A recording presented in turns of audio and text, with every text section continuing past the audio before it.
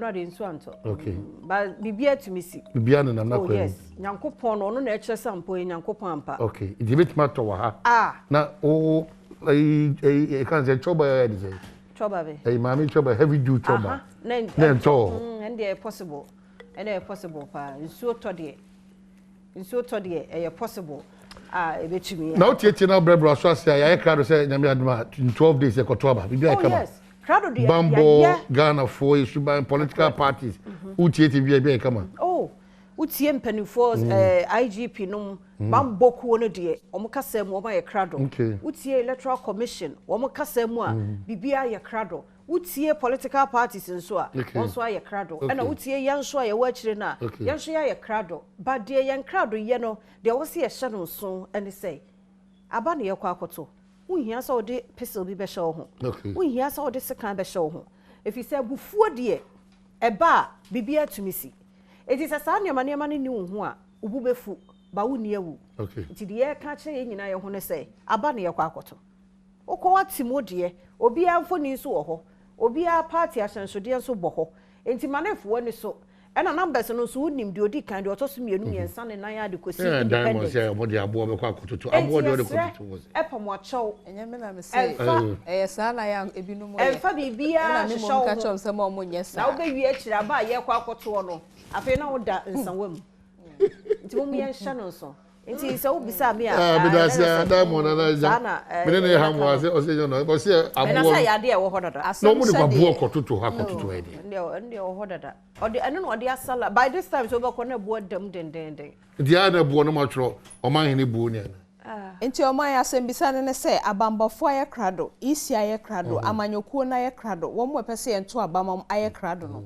yenso aye koto aba no ya dwen mu abonefo sem no ya aye krado say yes safri ho what I say yen ayenso ye kwa koto titru ni party agents no so what I say sa menteme ho aseme yese ya dwen mu nso yenso ya ye krado say sa de bi no aya esie na ye gidigidi no ya dwen mu no yenso ya ye krado say yenye ye misa ye ho eno nso na at the end of the day na ya to bibia na nka post di bia anya dwuma bia anya he kenya sem papa eno de me ya se nipa be 7 ana frame me ka che ho so mo card ayera omuka ayeden card ayira nti omuntimi omodin wom omonko ho eda na ayira omodin at the end of the day card omodin wo voter register no paper yesame ye shit na card kra wa ayira na paper Ghana ni be Ghana fo ahe na tua serious there be any seriousness afia wo bibia wo to be so for receipt bra wa kipu ye receipt nko he there be some people no receipt no so wani abreso beto ade bo ho eso kipi ni ye o ese da ye afia we de nipa bebredi ho fo unless na mo me tie ne say card na yira dan duru ho afa sumdwe ne kasapa ko ho if the reason why mo frame me say one of me ni me wo from no mo frame me say o mo card na yira no beti na me de me catch o me name say bi official me catch o me say so woni bia o to abadia o beti mi akọ na o duru ho a na wa bo odin na minim yes ne hia ne sa kasa de ne ahobrase oduru ha returning officer se hwan officer wo ho oduru ha papa na madam me card ayira uturo udin we he aha polling station me din this udin the same ya biebie mu a verification no se udin no no a oduru ho no mo ya afa nti enye ade huhuhu ne mom ayaye maye bia te sa ye hwe so yie ye hwe so yie baba kwa meka ka ho so ne say on say chese de ye ken kokotifuo no say de ye ka say ahobrase because kasa de na ne be mo wonya kwan ba kwa ye ho hey me NDC na ayi abambofo no ho no na ya so peti na but asembisa na de bia mbisa me ho ne say amanyokuo na wo se wo dono no onipa na ogina na ope na asem na ope say o medi wo so wo na nkosi wa na mu omra hyebedwam no say oye gidigidi na uwu ana upra na se wantumi amfa utumi na nkoboa na ene kosi sen ti se na anu ye binu mo ko campaign ye kofo eyiti patrol ko se den ya ebi ewu ye se nipa 6 ewu nti sa odo na wo ma amanyokuo na se emre na nto na wada sa odo na di akira amanyokuo no ene kosi sen what I say anu ani hia okay mo me fan kanta na kwai ye bere ma ho kwai happy birthday Mr. Michael Ampofo Barclays Bank Cape Coast we ye waso preocupe o chama mo akoda kwa and we wishing us Michael Ampofo, Ura Michael Ampofo, or Barclays Bank. No, we should not see how we do wish because a bow woman a year no, I drum no papa. And I so we should do papa. Oh, what happens is who bowed in the chair. No, no, I'm steady. I'm steady. I be like I want to cast as you want. Do I? If you are so happy, come on, but no Wednesday, so Mashasi Beba. Okay. Yes, also for Timothy Bintum or Ashasi. I was see it near the share home crying. You pushy, a queen, 11:30 a.m. dear Mashasi, Edebro. Daily graphic, me fancy oh. And a body mo hey, and Ranyamia do betcha belamti, interchange, you know. First face, ye piano, then your traffic there, so when you saw catch it, and so any them clean. The onam surnam, the onam formnam. Into where any more and anum any man penny and don't go forward and woman chat and whom HSA ye be a more kind and who ask some so and no. I feel yaba presidential election dispute on so I can say be beba. Nemo ye boy who SC was a judgment in 42 days. Supreme Court declares Sekobase Abaniato Yobin to no one say presidential and only there 42 days. No ye no. The Owini Yene Electoral Commission, one more and a salmon so chain into one back court. Yabako pay 16, the Bokrata a graphic idea, or day abano say, hey, Okwa Santi NDC MPP will be a word. NDC 4 seat no more one moment in a film, and I want to be a cajon. Into daily graphic, the Bokrata no dia no pay one so at the buyer, I don't know, 12 days near Kotwaba. The Herald, the Bokrata nam de to aso no pay penifo akuku dambin foni wa ha ba ko di kan eyowura Michael Kwe mrahye bedwam chiame hene ena na akomia na owura Edward Boaten na Sir John wanya ne baabi ekro na asem kunti a ama ufo nyina be frati asefo mu foni da Herald anim ha no say Michael Kwe cries over monkey the work babu the chop in NPP. Oh papa insu na no de etisa o baabi a what say but enye fine. Inti the Herald the Bokrata edia ode ebaye anopeno no na Ora Magdan Symphony will name her say Ada chiefs people excited at Magdan's takeover of Sonwo sort. Inti enonso enwasem eda hanum say the Herald the Bokrata no emunsem no bi no no.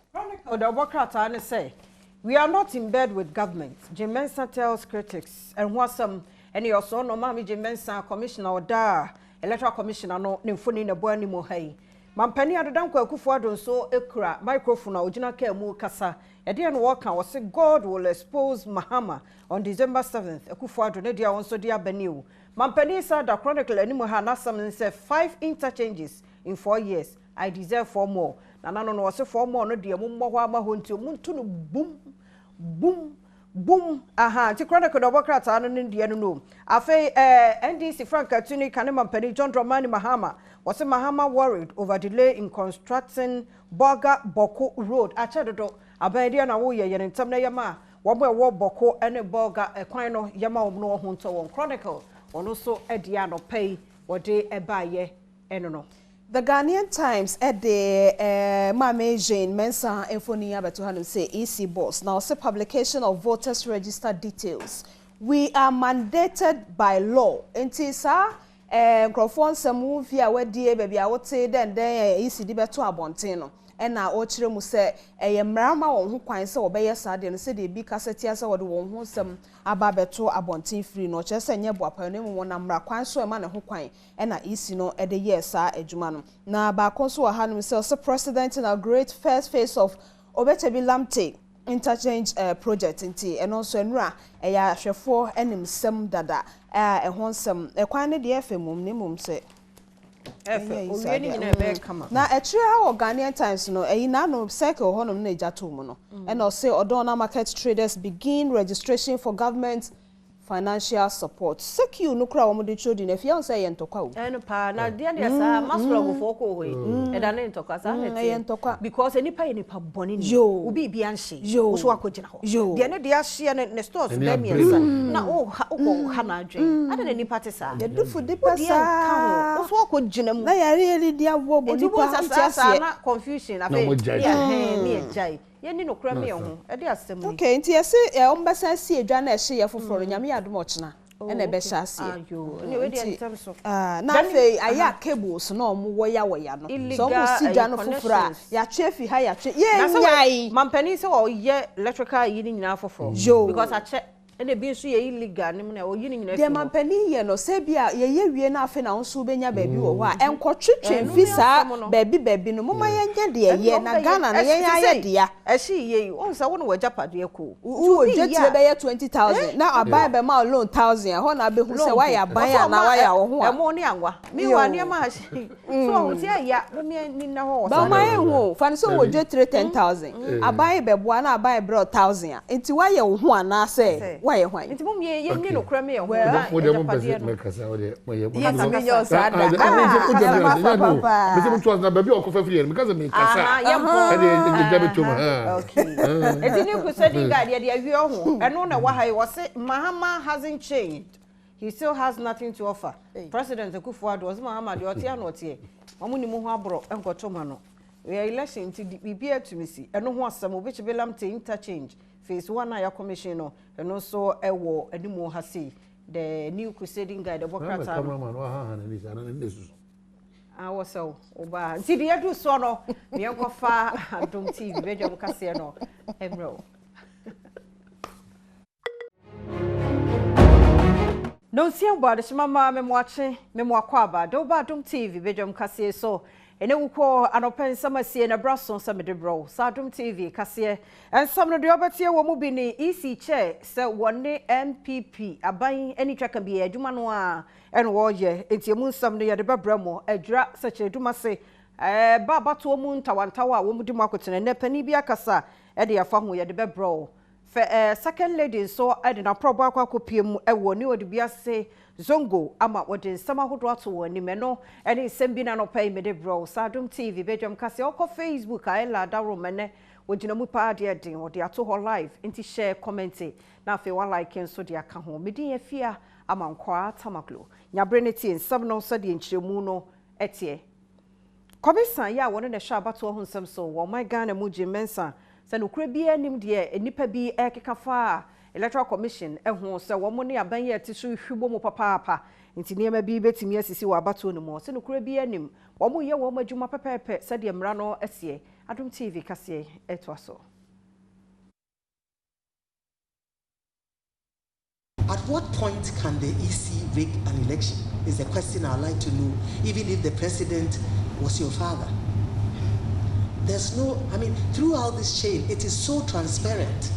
And therefore, please, please, please, I believe this training will afford you that insight. And that's what we have tried to do. That there's nothing secret about the election. Is it the ballots? Is it the nominations? Is it the registration? Is it the exhibition? Is it the counting? The EC is the last person to know. And thankfully, because of technology, the media houses are able to compile the results well ahead of the EC. And the whole world is looking. So at what point can anything change?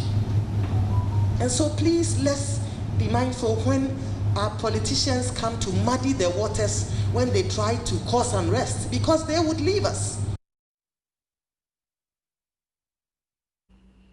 Yanto akasiero so kokromoti power ha eya election headquarters aka na fuadu mienu na yakwa akoto abanti kase enu ne de na yesa abato ho nsam na edi ahim adwura traditional council no ene nwuma bi a wo mugidi se wo betimi aboa ama asumdua fa ne ntoma pafira ewo mpotamu ho no wono won ye adwuma if say ne ya make say ya na pempi ye to aba adwura sechiriduma se mentime ho aseta apagya na mu ewo ho pa enu nti sechiriduma se constituency ye no wasantemantem mu no na nanmo afrase ya wodi ho adwuma na na ose kwadwo ansabia wotoso mienu eso woni mpanifo ankronkro bi e beboa ma asumdua ba no edi nkomo efa ho Adwura sechiriduma se abato mpeso so ekamiamia hodo abambofo ayesu wose eye flashpoint ewa asantemantem hase adwura sechiriduma se traditional council e de ato edwa se wo mo konkodin bia se sa flashpoint e de ato mo so no eno betimi afiri hu na na osai kwadwo anse bi otoso emienu eye nifahene ema adwura traditional council enye ohini bi ape enye mpanimfo pe se adwura ana adwura sechiriduma se municipality ebe ye send them kind of flashpoint. Elections do on one, no kitabo, no kitaba, near Tofa, near Tokwa, near Shiway, near and Yanni Pecrano. Yan party, no. Yet I know Mushia, Ewa in Fee, near no Macassa. No one who said, Bibia, a set a yaboko. Abribia Babato Babiana, and Mabunu, and Pampino, Yadamo Ayanama and Sanfata, and I'm so. I'm at this year was such a Duma Semabra had almost a bida. One back on Wabomu, no much such a Mabuna. Here, a Safata Sopia, a boss from Jehudauro, now back to a Masumja Yapano, a bet me at that day. Opinion would be a Mabuko Nim Aya Abubakar Sadek. And ma politician be and found ye Yankase Aqua and Koyeden and cause violence.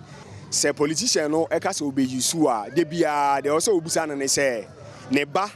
Ewo hin say violence in the area one fan the banyere enkoye Ejura Sekreduma say a parliamentary seat NDC amanyoko no ekura mu ewa santimantem hase bambofo e dia to edwa say kwan bia so no womba konkodin ama bambo mu ayere pampe ewo abato empesua no so municipal police commander eye DSP Philip Kojo Hammond ye ka se ba bi flash pointer na se bambofo ye maye niko ho enti ye dikan ne amanyoko ahodo a ewo kuro yi mu no especially MPP ni NDC for no tembia no mo na tension ne wo mo so no ye no mo di nsawoso ama wo mo da o ma no mpanifo no ahye yembo se wo mo so ebehwe se basabasa bia ama Nana awuku denchembo amane eboni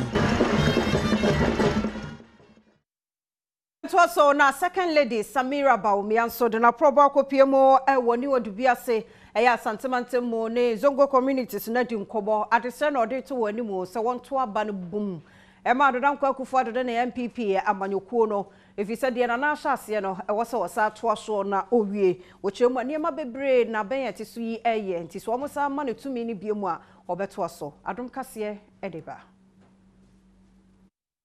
zongo be ya se zongo be ya ane kufuado wayeni obe ya mazongo ni amijina he mankosu anka binjina ha na ni odo no onu no bebo na ne kufuado wa treso odo zongo wayen shishe bebre amazongo na NDC omwakasa omodo zongo no mmisa mo ho se dey na NDC ayi amazongo da nyame ya adum ne to aba wewi na eyeye maya ami yo dide se onyame ayewi ayawi every region by Islamic school big one back every region bibia besia ne ye bo ya ni nkremufo ana empepefo etiri so no se school ho no mo a se ko school ya sa nyama we nyina no enya ade a ebeba so Samira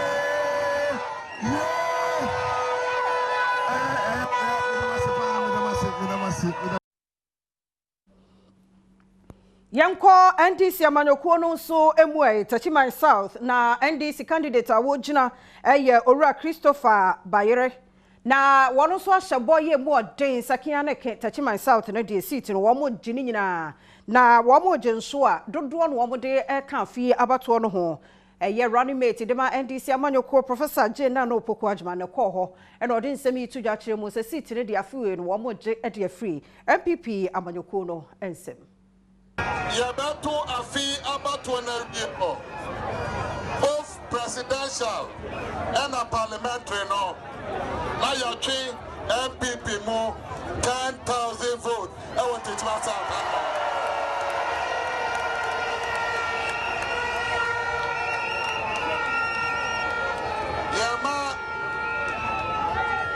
Yama me I will say Tachiman South today and your safe zone Oda on the Akonyano yaji yaji abakoka yaji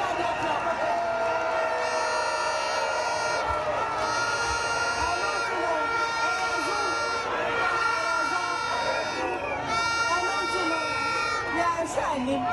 Then you send me no thing. Yaji atu. Then you nipa ye ni mo tna enu le ko ye ni ma ko ka so ye ni se na mi no si se ni bia ye ye ni mpai bo e ti si abo mpai ye se enya mi pa inshallah na ke ba so aba be wie na bibia ba da ye na ye so ma pe ni ala ba ayo ma pe ni awa ye bida. Free Kokromoti Power Moon, Namongra Yensen for From was so for her, young woman saw Dr. Matthew Pokoprempe said, Nay, dear, Suku, so no basic ones and don't do no dear chain. Woman near Janine, it is our cranium canoe hen walkro, and what Emma who dear and cousin to make us a war for us, and as school set a sano, what one dear our call a yes sanitation ministry. So a more na school, no, one man will be Sabaya who dear Ebemanuso. Wapanipa wada enwomasua hye na no ayonimyamfo Matiopoku Prempe wade ato edwase schools beye apem ane akire ene wo Ghana hase ya womuni agyanan bia okirema watworo nkrata ede afa sa schools nyina ho ede akwakoma ahye ya ehwe ahonidie anafe yensu ansu ansam so ewo mami hase wose firi mro beye enwomasua soafo a sa de we ebeto nanim no nukureni ne wura hoye pa wade sansen we tudwa wo mra na asante mantam ya wo padwumadie bia wato ne din Greater Kumasi Sanitation and Water Project kozu drika jerusa akola wadi watch because one of Apple don't you Uncle Junso, and that's one person who could join the night. Yapi back of a noche and Uncle Lappy into co school. Yaria, a far Yahua, ye be the ye. It is your co school could see there, now you could see aiding the band beating the back. Now, yes, your sanitation was school. Now, you say and say, you say, and need a collagen on the no job being called there. Na school don for so krekofo asante hene anamu senior boy dwumade yase nanaba owusu afri otoso enan otufo apagya hene no wode ensama hodo atudwa e dwumade yase SDG goal 6 sebeya ahundie kabedu efiedu sene na kababia yenya saa wo honom eti dwumade wenum se a na beboa ama yatumi achieve sa target no masiribeya anwatwe and form Greater Kumasi as Adjumadie Kase Ababekoso, Project Coordinator, Engineer Asiedu George, Achiremu. Na ya won krana ye bo modern ase obi abanye janabiano na awasa ye trem ye tra ya hyemu na ye de ko bia nso a ehuhia na wo hwa Ghana ha Ashanti region Kumasi any the second biggest city and the problems no we free kraya the next city and our town all problem power sanitation Kumasi what say ye Greater Kumasi and ye Greater Kumasi na ye betrem akọ bia na aka na eno so ehuhia no Nana Awuku Danchambo enemy.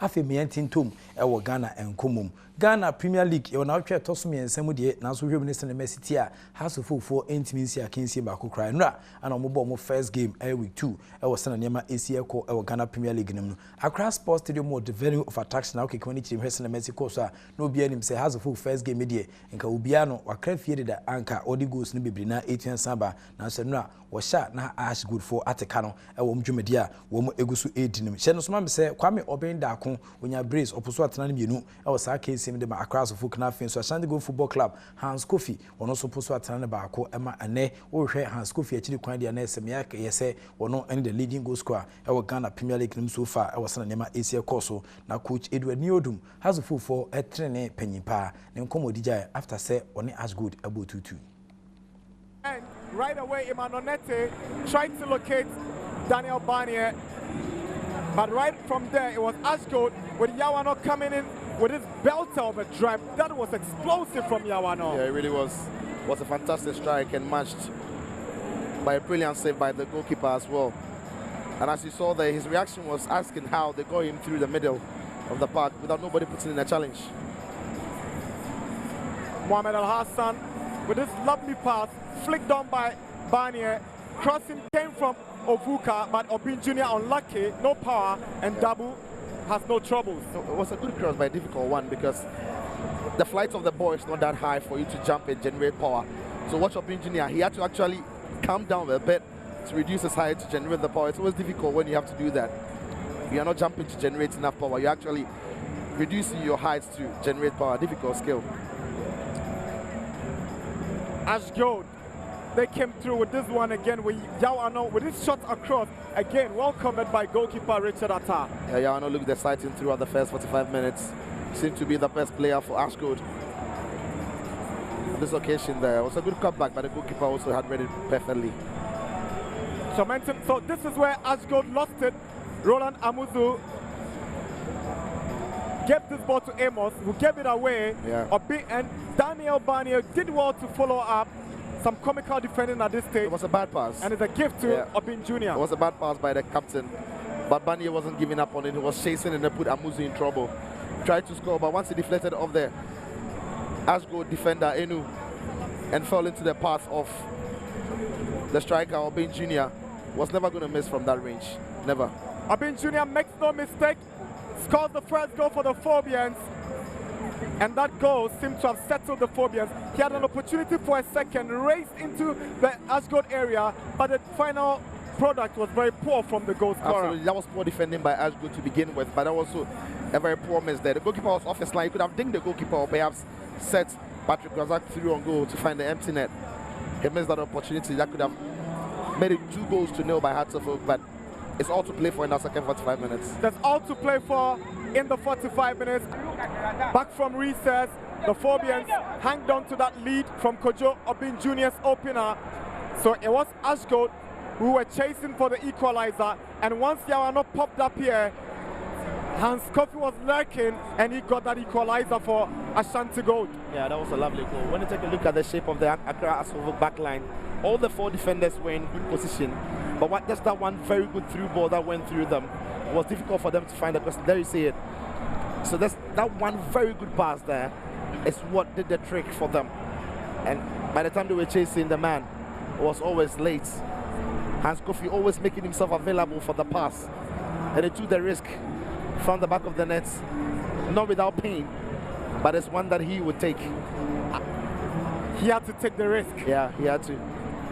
He had to, Hans Kofi. Accra Hartlepool at this stage got to probe, and Apia Makati with this power drive and a very good save from Richard Atta. Yeah, Apia Makati, he has this in his locker. Once he lined it up, it took a little deflection there by Richard Atta, saw it all the way to make an incredible save. Nete with a good switch to Patrick Razak. He couldn't quite find him, but here's Larry Somaila. He skips past Amuzu, and Razak, delicate cross onto the head of Obin Jr., and that's Hasselhoek's second. Yeah, and that was a lovely goal. It was the best we saw tonight. Larry to Patrick Razak. That skill to get past Amuzu was brilliant. And take a look at Razak. He saw his men in the box, picked his head up, saw the men, and puts in a beautiful cross. Goalkeeper can't come and claim that. And if it's Obin Jr. against Amwako, it's always going to be one answer. It's always going to be Obin Jr. And this kill by Patrick Razak was amazing. It was delightful to watch, really was. And the goal was amazing. Obin on the double, and it was Ashgood who kept believing and probing for the much-needed equalizer. Yao Ano skip past Nete, goes past Larry Somaila, and Kofi Nkrumah's cross onto the head of Hans Kofi, and the Miners are back in business. 2-2. Yeah, credit to them. They didn't give up. Ashgood, they didn't give up. They kept probing and probing and probing. And a little bit of deflection of the cross onto the head of Moa Hassan is what helped onto the head of Hans Kofi. And in that position, Hans Kofi is never going to miss from there. So Hartlepool huffed and puffed, but could not grab all 3 points. It's 2-2. I'm very disappointed about the result, because this game is not a game of draw. We should have killed this game in the first half, even in the second half. We created all the chances in the game, but I think lack of small concentration disturbed us. So but I'm very disappointed. So you're going to blame this draw on lack of concentration? Not only lack, but the number of chances we created. Could have buried this game in the first half. Could have buried this game in the first half. What did you identify between your players that is lacking going forward that you must work on? I think our midfield coordination did not work in the first half. But you could see in the second half, we start to pick up the pieces. And I think our scoring, because if you watch our pre-season, we were scoring. And today we scored 2, but I don't know why we should have considered. And then coach Edward Niodum has a full for head coach now. Elikondo, Etritrim Kumono Chese, or disappointed, or Casas and Yapotroshan and Minimubatni Nano, and the disappointment says, I game winno, Nankasa with Midim Kunim instead of drawer, when Ashanti Good Football Club able to which media Umitin Sadimu. Yakomubium, the man for a class of folk, Patrick Razak, or the Bonnie and Kunya no Bruta after the game, or Chesen and also affiliate, whilst Sana Ujina Goodmanoso. We focus and think about our next match. Now, your performance that you put out there, do you think, were you impressed with yourself? I would not say I'm impressed because our ambition is for the team to win. And I think everybody have given his best. But so far as we did not get a win, we will say our performance was not encourageable. So we'll try and work our performance or our team shaping, and I think will come strongly. Patrick Razak and ordinary performance who come kakra 18 say first and the Messi course Hasselhoek and Ashanti Gold Football Club. Nyame adoma e be di akire bi wan hwese na nyama besia ko but Milovan Kekovic wono anekita Ashanti Gold Football Club Bobukuno as the head coach. Wono so osi obiara re kan bia ene amuma menso men kan bia. Before game, if I want 0-0, it was good for us. But I was surprised. We played against a very strong team. But I was surprised with my team how we played. First 20-25 minutes. Some period from the game we was better team. Some period there was better team. But now score is okay. 2-2. I'm satisfied. Now your captain or your vice captain Hans Kofi scored 3 goals in 2 matches. Yeah. What do you make of him? You know, somebody told me first half he didn't play well. I told them he played well because always 2 players with him. We make chance with other players. That's why he is very important. He don't must to run too much, but he is very important for us. And when comes chance for him to score, he scored. This is big player. So now you've seen 2 games of your team. Do you now have a fair idea of your players and probably we should be getting better results going forward? I saw today we can play. We can make very good team. Now I have players. I saw them more well than before. Now I believe my team we can make very good team.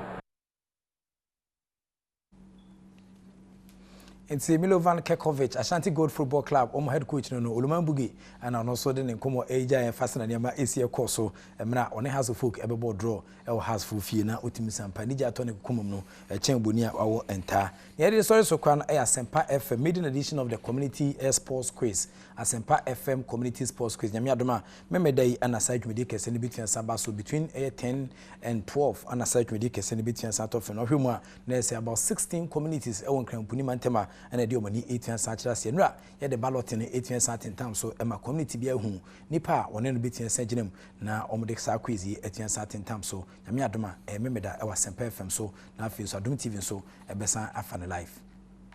Asempa Sports Community Quiz. Dwumadie bia Asempa FM for dia bebade. Na ene dai mpenifo sinkonwa. Omo twa paso edi twa homam epa ho ntoma. Na saa dwumadie ya omo hyehye no, omo de beboa aso omanfo adwen ahwe. Ne titire no omo abene di akotene. Ewo ya godie nim no. Mpenifo se mimi dai enimu yi na dwumadie no ehyase. Na omo hwe nim se odoko ne ayigwe town ene behia na kense toso mienu no. Amasaman ene tabora nso edi aboni. Me guys need because omo de a fan sports there omo fa sports India agro nti me gidi say ba omo ba no so omo ba be wini gidi no munya o me mu na omo yi se me represent dance man nyina no menim say community say Ghana nyina dance man so pa ti sa gidi no munya no mu yi me no sa gidi no a me the ultimate trophy no e be dance man.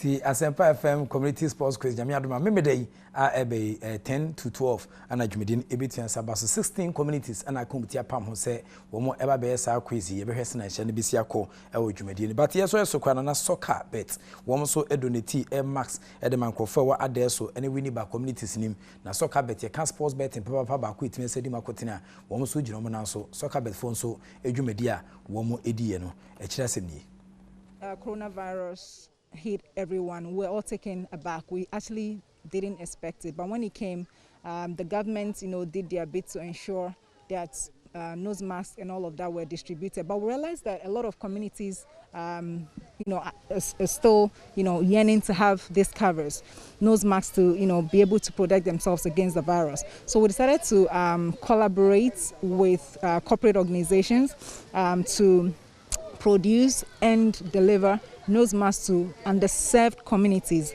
Individuals who cannot afford to buy the nose mask, hand sanitizer, and all of that. So we came up with a project tagged Fashion Connect Africa 1 Million Mask Project. We so far have the support of American Chamber of Commerce, European Union of Ghana, and Soccerbet. Soccerbet has actually been very supportive of this activity, and being that they have a big presence in this community, they decided to come and support them by giving every member of the community a nose mask so that they are protected against the coronavirus. To be part of the 1 Million Mask Project with Fashion Connect Africa. We distributed in 2 communities, so Entawam and Winneba.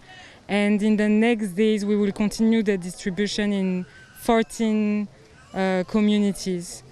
So we are happy to be part of this amazing project and to help the communities to fight the coronavirus, especially that the election time is coming soon and people will be going out to vote and share time together. Nti Soccerbet for an edwumaku bi from say Fashion Connect Africa and a community farm ho omo eche face masks e dey ama omo community some gidi pass omo patronize SA sports betting bo modern da omo ko Eastern region, Central region na so omo de be omo de be kire ho nsam ene miamia wodo batenu ade ade so ne winiba ana omo kodu ya tim sampa omo frɛ na musifo omo ka ho na omo kodi sa edwumadi nyame adoma ye be san de omachi akọ eye miamia wodo a Soccerbet for ene Fashion Connect Africa for ade omo de be kire na afenkumo ho ewo bia. Yes, I've always told you that 1x bet is always good. So we take 1x bet better than Sakawa. For who Jim betting the trying to be for another before, and it's Mr. Waja Padibu fee assassin and say Kabi, Sakau could be on Passia Conane Cotton, the funny Nabe Guso, a trying to be for Nadine before trying to come here. We didn't hear San Menum, but more than that, some submitting a 1x bet. Gaming commission and my banswa to Mitene, you know, a fair shabby Ashen Sema, ye try bet and Ewa, a maniama 18 quid, a mighty chairman, ye jai, see the 1x bet. And abwa amenye fa hodi boafo heba e de boafo enrote atahwe so abepim bomodin da akọ heba shops ne pharmaceutical shops ne nyinamu a also ope boafo heba edoi ebetia boa amapomodon sem so etimi esi aginaepa we mu ene sponsors ne totoro to ne twitwitwa wom de musika dwetire tachiri ebedu sampempenso yi ema ene yede anopenso awokense mu sempan saka ejawo hard working Sergio Manuchu and tintim sem gun krata so bejame wo be campedun ne crew won so etimi direct show no kama and afi camera crew me mic came from makeup to make down and afi Manuela Afrifa and afi ono so ha ono so tachira boa ema ne ema etia koyi e de aman e wo social media nti ba Facebook abu sampa Adom TV we ba na necessary common e wo ha eno so etwa gusan kope e review no na hwe na husana ne ema esia comedian de Enoch Kwasi Wolanyo Wallace agudi catch back kope the only nomenclature of the professor's degree in sports the Regina Wallace and Abdinamudi of course evidence based sports presentation etejao I didn't any man enyo kese you fi be da so ni fan ko be da so the act of being a good guest is to now to say goodbye.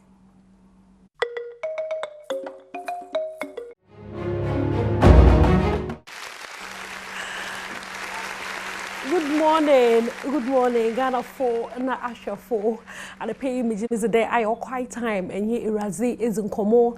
Zodawa Comadono, Aka Cherno, and Kencha Winyanko, because Winyanko na can some the channel mommy or new solutions to your problems. Nye pakro pe no botum wabo nye pakro pe no botum wamo solutions on nye yan route to bosu nyakopon inti se bibi da wakoma do na nze mebi nkoye warabo ma and pay enyi nze nkomo your quite time kakra be 5 minutes bi na hwe razna samna na as we bisaze as ato na enyim na botum na ma show do be yamo papa mzineze mame boatma the Fantido president for the Brothers and Sisters Association na aha ya ahosape adwumazido I don't know me appreciate it be no why you confused what's adama me so far na pocho me so for me baba entertainment stories but ya me tie no mu ya so na ya so yetine mu nti oya na yes na asam no yes anantenante kakra ba monko mansamojo na anape minyima as a brand da say ye ka brand da ehu brand ya zibia ohia obi a oye ejuma in the entertainment industry there enyum tumni there actress there some chonyi kra no as our for the brand no oye very important because apart from the bia sakode nizinizam Michael no sakode no on na brand ehu na sakode no oye na brand no ne ntarisham ne kasayim na style of rapping na azimi nyina no ono na form na brand no na oyaza push push career no on into or very very important now Stone Boy akasembi Stone Boy also there or value friendship as a find friendship madam friendship relationship na no or value na son na brand but sakodie why na agenda on na brand no or bigger than when you na tasem yes and asak ozemika wa ba so abechechenism no Stone Boy wakana na tum as a padlock at nanum into Ghana for we now them Stone Boy and Nasam on your day. Me enke asma Stone Boy. Okay, na bra. Respect to Angel. Big respect to the whole SAC team. Big respect to the fan base of SAC Nation. It's all love. But SAC and I ourselves know. You know the goal like that. Make nobody lie you. And I hate this because most often many things have happened to me in 2019 and in 2020. But Stone Boy will come and say the thing in a way because he doesn't like to be the one to open people's asses, or that don't want to love to be the one who would, through me, some people are going to be seen in a certain light, when these people are people that I've dealt with before. So I always just try to keep it the way it is, and most often I look like a bad person, but in the end it turns around coolly, you know. So I just want to leave it here. And that's all I can say, but I love him still. You sound hurt. Because in an interview... person over here. Yes, I know. And in an interview Zach granted after the thing, he said he was a little disappointed in you. And listening to you right now, you also sound very hurt. Are there things that you're holding back? Me, I don't have time for that. But once it's cool, I'm cool. Disappointed at what? At how things went that evening? How did things go? How did it start? You'd have to tell us. It's alright, but it's good. I said it the way I said it. It's all love still. Nobody can rent a space in my heart for me to hate them. You know what I mean? It's just being real how we deal later on, moving forward. That's all. The rumor was that you hit Angel. Did you hit Angel? You see, we've all seen the back and forth for that already. You know, that's it. So we should. But we don't take a G. Somebody you invite to come and show you love, and the person is coming to show you love. You know, and after everything, I was chatting with Angel. Angel was cool. Me and Angel were calm. He may not have forgiven or gotten rid of it immediately, but you know what I mean. Like, he knows what really did happen, and he was calm. What's it going to take to mend things between you and Zach? Because you've already mentioned that things are not really going on. Everybody is cool. Okay, so you say, Eshe Hadia, na Echade, relationship or your friendship, relationship no Ojinaha, and a brand so Ojina Mansaha, na a way tuning in because brand no, or push a career no many busy. And so be ohonoma na the pedeka can send me for the brand quickly no or babano we be you want no or be so honoma and casa to the Stone Boy day. But some baby bako near the Stone Boy or Baba main in Chim Ghana for your botchan stone on casa also the sana or no father for fire. Say bibisa all fetch you on fetch much and ask them the mono protects the brand armor. Na Stone Boy aka send me afa Aisha modi home. And Kayasha Mudia, oh my baby, Stone Boy, I send me a bone nose in Calabacasa. May you see some labor, my momo comments.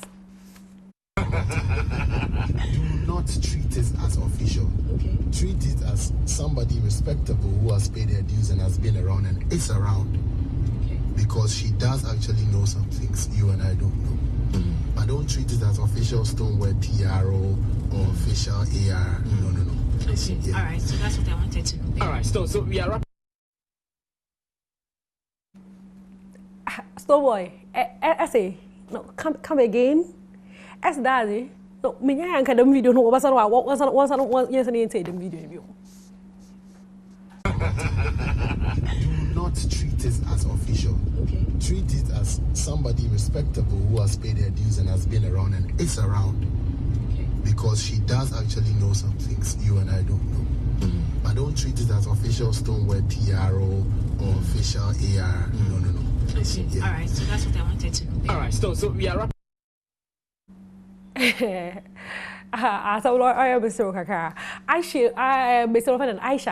Aisha Modi na Rabano or your Stoneboy no fana CCR you the door your Stoneboy in your besia because a Rabano was ya beam brand no it's na pum no do kwechima no otitima nkofun kakra eto 1 cedi the weight kakra more eto 2 cedi the weight kakra more mame no e custom boy akan say asem si na yenti Stoneboy na no yeti Aisha and Stoneboy objected that into statement papa I am very surprised that it has taken you this long to tell us that and then no mama yente Aisha Mode because on your official brand or your official PRO you yati Stone we hear you I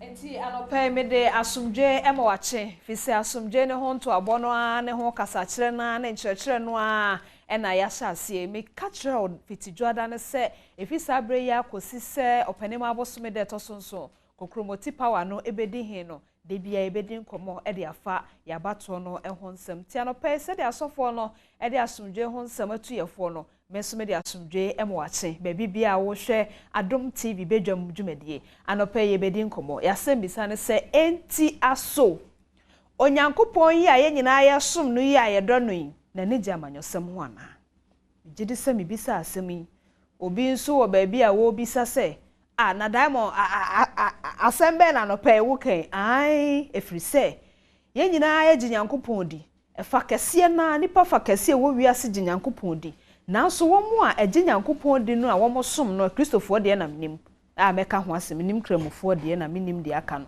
ba kristofo no bi no tia manyosem enti ye bisa se nyame a wosom no wotia amanyosem enti na wo mo nso wo mo mpa amanyosem ana mesro yenhwe we mra na yenhye nkomo na se I say what God has revealed to me. I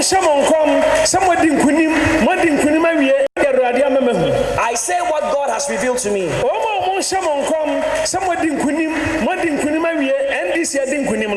They are joking, they are jokers. Mekanam kasa mebwa sentina mekachire article ne nkrofo se he motuanum sa article bewini prophet bi a hyenkom sa article bewini na Buhari obelusu odifo bi a hye sankom no mehwe hohom so a Buhari na ti akonya no so article me ho kra enti NDC mamuma nkrofo bi na ada mo se mo ba bem mubedi nkunim kana aye denti mubedi nkunim me ba mo chew eyama no nyum tuo. NDC, do not allow the words of people to entice you and to give you false hopes that you are going to win the election. They are false hopes. NDC So NDC, you are listening to the song of the women.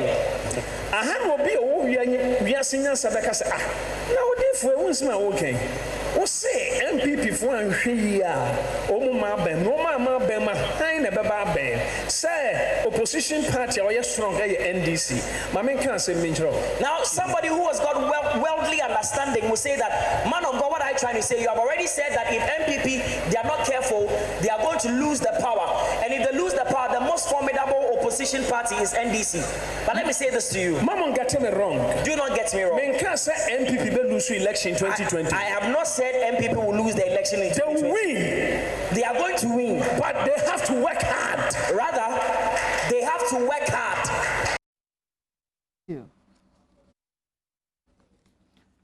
All right, so when we are uncha and one non so unni one real so aiming until ubewi ni name where so yejuma. Well, whatever it is, na ya sorry them and ojina and odi force of bempa. What is say kasa and conscience no. And pay enkomodi ni say Nyankopon wa yesum no enu nti Christopher binom a mosum Nyankopon wo pamanyosem na de bia fa mamuo ni amanyosem ho won fa won ho emforefore mu no aso Nyankopon no ankasa no wo chi amanyosem eno ne yenkomodie na de amaya kwanya se yedi sankomo Franco Trading Enterprise na daroma na Franco de kra wo de aba no sese no wo se efi enura da na da benada aye bubuo anasa November bosome no ne de otoso aduonu enso e de kosi ene da na otoso aduonu miensa so ho de kosi aduonu nso no 23 to 27 no Franco se achede bi a wo cheche na eye promo no wo san ne ho ko ba bi ba ko no koto ade a eno a enye eno nso aye nsa nche wade maka asempa na chewa wi fi se still no a phone papa efi ene Franco Trading Enterprise na Kennedy Satellite nso samen kancho se why enkramantem hanum se no baby a ye niema no pa ya hyehyɛ no papa wo ho no old wager barrier wo de ko ho na fu ani ko hwade na wankasa hwɛ se efi wo kitchen ho me kire jade ho no de kosi wo bedroom ho ene efi no compound no de wo be hia bia be mu ani be kan se bi ni ho no mu a ko Kennedy Digital Satellite ho na omwa ebia na wo saa empotem ya mekan ye nkran ne empotem ya for 0243 071750 na ene wo mu eni nkomo se wo baby to say Cape Coast takwa ne empotem nso a number be friend ye 0240 213 352 and afe wo apoye mantam kofodua nkokọ sunya ne swadro ene ne empotem no nso a 0264 748 874 Kennedy Digital Satellite wombe boa amwani akafie enti brothers no a eya na ye kwa akọhwe edebendebe wo we na mopo adwuma mo nkofie ntem no munni we no TV kese no bi na ye kọhwe wa ha mo nkọ Kennedy ho na mkoto bi na mo ni nkafie ana meboa enti yen so ewo Kumase no baby abronya ye kwa akọye ye shopping no West Hills Mall Kumase West Hills Mall ewo Kumase shopping ni nyina afo ani kire ho na kogina fa ko ne didwa ni nyina na afei asumdwe emrefie ye ka ne se nyina so kowia pomuden na wapomuden ho nsem no Dominion Hebati anope wanum bi a wankasa de already embeyo fifre kitinkiti bi no ebetewo no obehu se Dominion Hebati no abase eba beboa emempa wo ho da wate na ginamba yi ne frɛ wo 0543 158195 0543 158195 and 0204 296 449 Dominion Herbal Powder. Sa numekuo ya da romanti anope ye din komo. Onyankopon na ne je amanyosem ho ana. Sofo dan pa cho ma che. Ya me de. Na pomo e. Adumo na. Efifo nyina ho ye.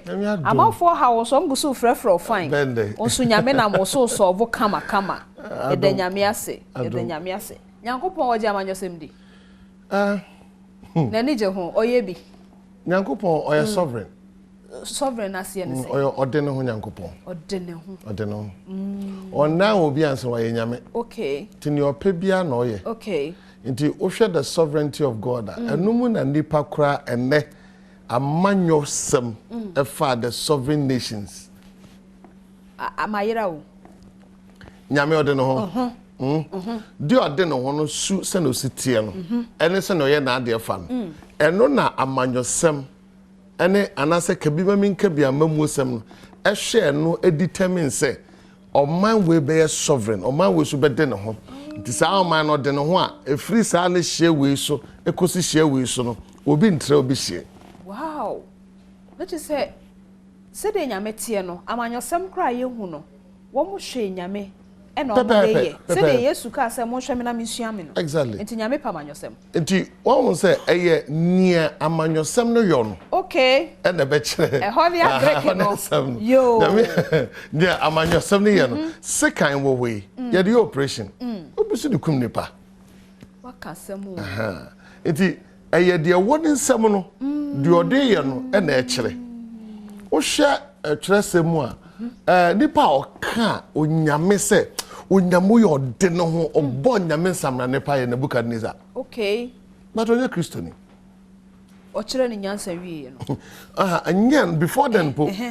Okay, Daniel chapter 2, read verse 46 ekono a. Oso da bi on tiase.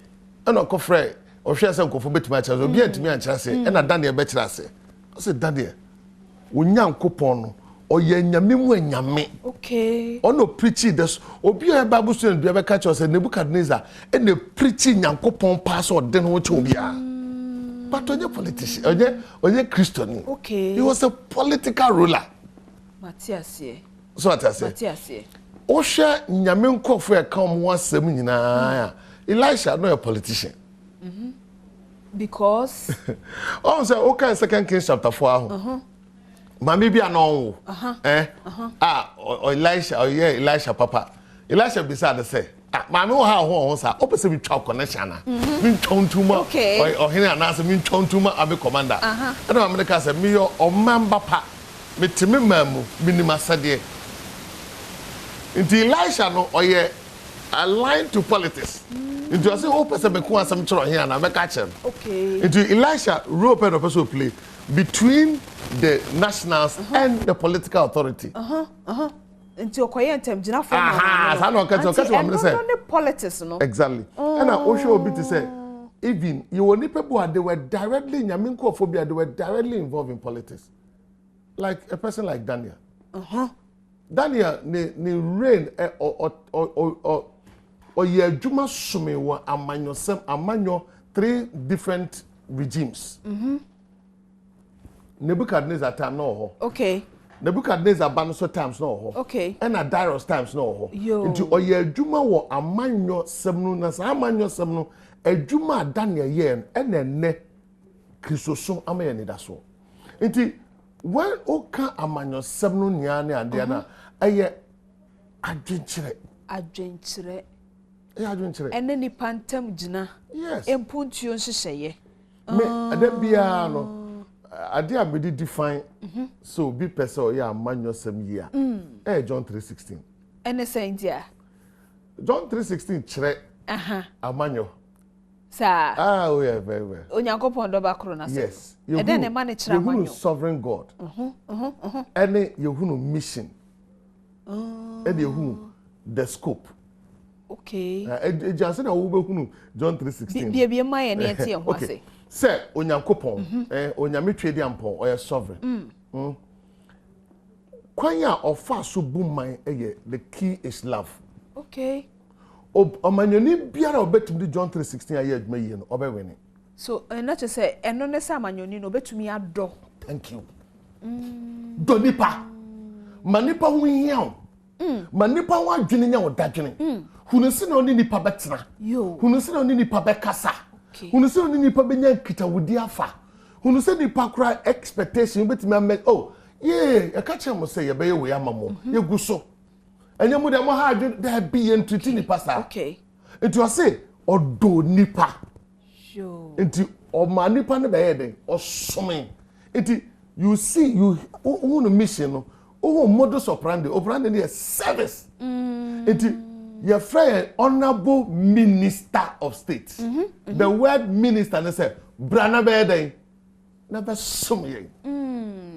What I say? Brana Babede, never sumye. It is we are manuals. When define a genuine ye, now man say a authority instead of love and service. A hot any problem. Okay. Mejede say udi nkomo ye tinti wati ase enti saa de a na a Christopher binum anase agidefo binum a wo mo fo mo ho enforefore amanyosem na kame aye se eyomachiwade no saa John 3:16 na omo hwe anim afiri honorable minister ho ene president bi ho no a enye dwumente na ye mfa ye ho enforefore wo say yes obi kro ohene to krom na say wono afutuo na agina tu asoso sie no wansi na yi anko yi a wono so timbi okay now what actually it is na say the bia meka say the local church is the hope of the world the local church asoro ketwa na ho mantem kitu eno ne Nyankopon ni da so. Okay. The me person me kan say wo ye Kristoni. Wo no o Kristo sum na wo no enye nkwaje nkwa na wo ka wasam. So nipa be call heaven kwa. Enye no nkwa because wo kan no wi a obetra asase so. Okay. Odi nipa betra. Ahonedie. Apomoden. Adesua. The ema total well-being. The word salvation. Okay, the word salvation, Greek word, my friend, sozo. Okay. S-O-Z-O. Sozo. It means completeness. Into my dream, Ejan Kwaje. My crown, Ejan Kwaje. And some my dream is Sujan Kwaje. My dream is Ejan Nimdie. My Kuma Sujan Kwaje. My Kuma Benya Suban Papa. Mensaso Ejan Kwaje. Mensaso Edituma. Into we are church, I don't define church say they be anipa mra sorry. Nyan kan kwaja sem kwacha. A total transformation of a person. Na ho siesiem na no kasa obuo ahobrase enteteye say de odi kan nipa ne nipa ho nkita ho. Ni nara even help look here. Diamond. Yeah. Church. So nipa bia ko church every Sunday in a week or 52 lecture hours in a year. In a year. Me patcho tell me Bab school at the university or lecture hours church. It won't say. And no cry a Sunday on Sunday. Me say Minister for Gender. And what protection? Social protection. If they have engaged Sunday school department, come on, Tom. Okay. In every church, or Sunday school department. Okay. Into what? We share children. Now we are minister. Now we need children department of the broad church and international. You have lost it. Because every Sunday those children go to church. Thank you. Engage the church. Because some of them have 52 lecture hours. Wow. When you school at the next place, a church. It is what we say. Your uncle school can sorry. Yes. It is define. Yansen ya man you're missing. We miss it. My remember statistics. Mommy. Before the General FSA, Ghana Evangelism Committee here, the new census, now 16.25% of total Christians are Catholics. Okay. Now same and check 2 years ago. Pentecost Church General Secretary ebe address a forum bi amekobi. Also say they have about 2 million people. Okay. Okay. Me try a conference Reverend Fimpomanso ache e 7 or 8 years ni. O address na o say a presidential church only 800,000. Okay. Lighthouse Church, ICGC Church. Reverend Kujoba address a conference bi na metiase. O say they want to open 500 churches in Accra. Yes, lighthouse churches. Lighthouse means so that they have exceeded 1,000. Wow. Now, here's the case. The church, able to determine who wins the elections. Because we are Manyoni Biana, constituents me and San, men for Muniagro da. 1, the youth group. Okay. 2, traditional leaders. And 3, church. But church, no dear, yes, Share, I saw baby at the software. Okay. Okay. I said the school may be at the teacher. I said now for. I saw baby at the software. It is share Church of Pentecost bet may determine who wins elections. But when I say I come and buy, one the back first to help. A Church of Pentecost, how many convention center mine? Do you think that you can be a government and you sideline Church of Pentecost? It's a lie. It you say woman say you want to say amanyosem no as a church you will mudada. Okay. Near ye a Christopher say and say yam for the negative side so.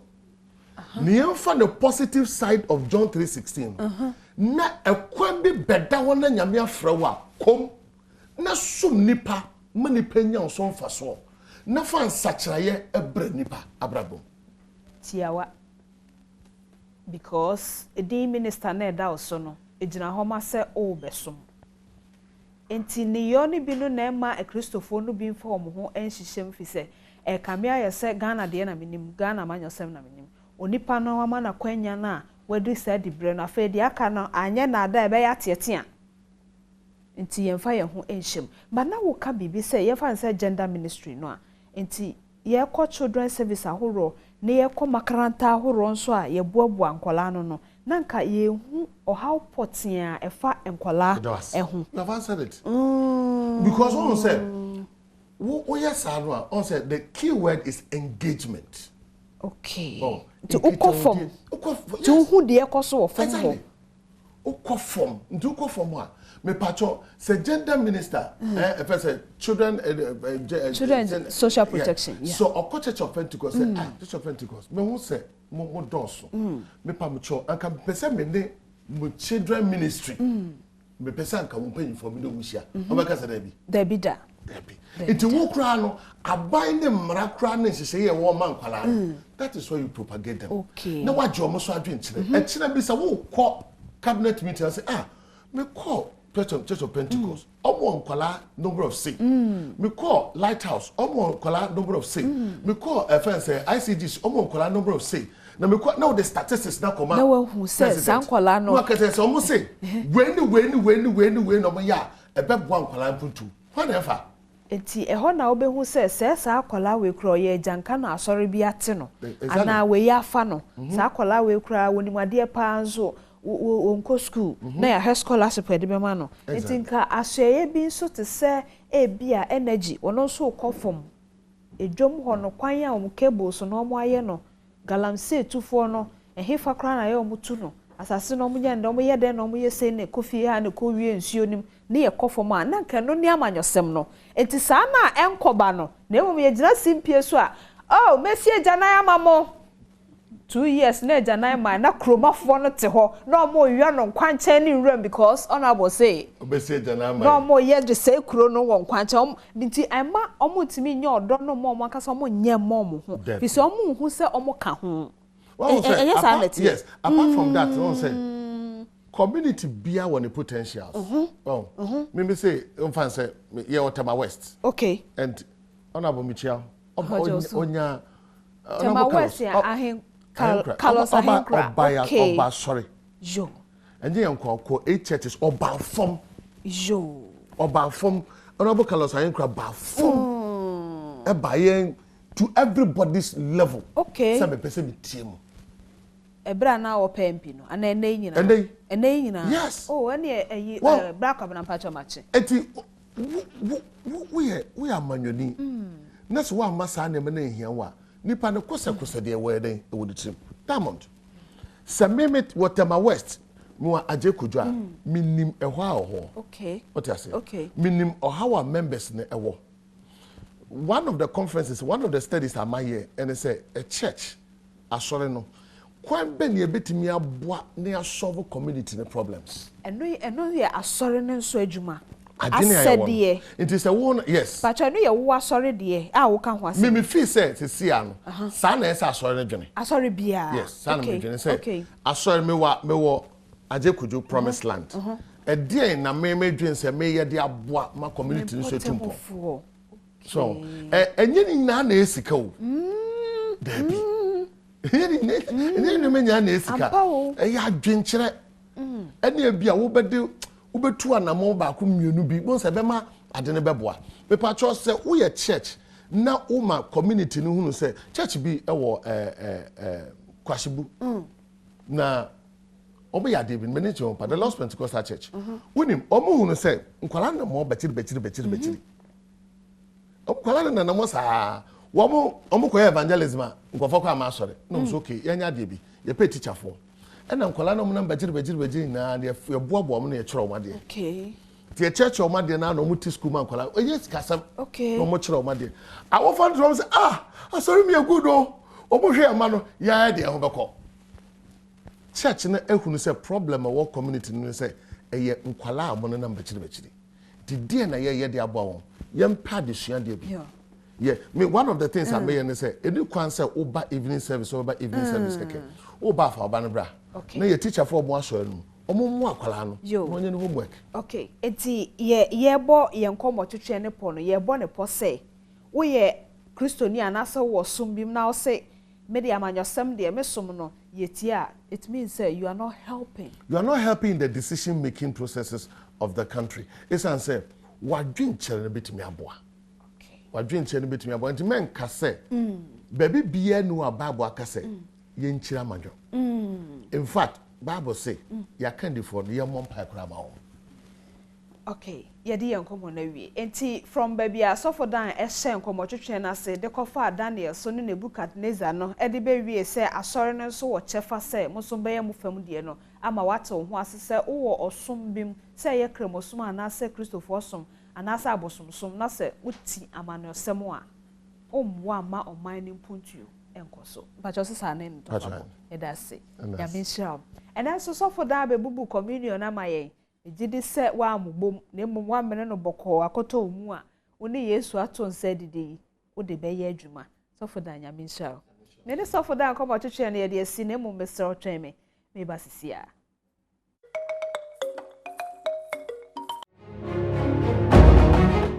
afei ebusia yanwe yapomuden ho na yadwen yapomuden ho a esi ho yi a ne din de vehicle 20 hu no fefefe sa no bibidro Joy Industries for na aye na me gidi se onya te Joy Industries film ano no kra akoma atoyem because na no nye Joy Industries ya womode hwan yi ba ya amafo twitwa bia na waka omasem amom ya nka wo wasem wantumi anka eno dan chen kra na no wo mamfa ba ku yi a